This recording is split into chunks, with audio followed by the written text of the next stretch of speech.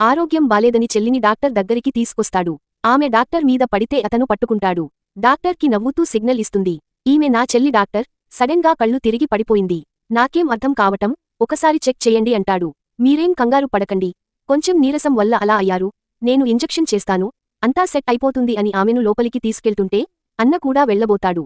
మీరు బయటే ఉండండి, లోపలికి రావొద్దు, నేను చూసుకుంటా అని తీసుకెళ్తాడు.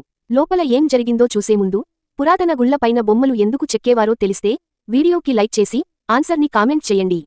చూద్దాం ఎంతమందికి కరెక్ట్ సమాధానం తెలుసో. ఇద్దరూ లోపలికి హ్యాపీగా వెళ్తారు. నన్ను కలవటానికి ఎంత పెద్ద ప్లాన్ వేసావ్ బేబీ, మీ అన్నయ్యే తీసుకొచ్చి అప్పచెప్పాడు అంటాడు. నువ్వు నీ పెళ్ళాంతో హ్యాపీగా ఎంజాయ్ చేస్తున్నావ్, మరి నన్ను ఎవరు పట్టించుకుంటారు, అందుకే ఇలా ప్లాన్ వేసి వచ్చేసా అంటుంది. లవ్ యూ బేబీ అంటాడు. లవ్ యూ టూ అంటుంది.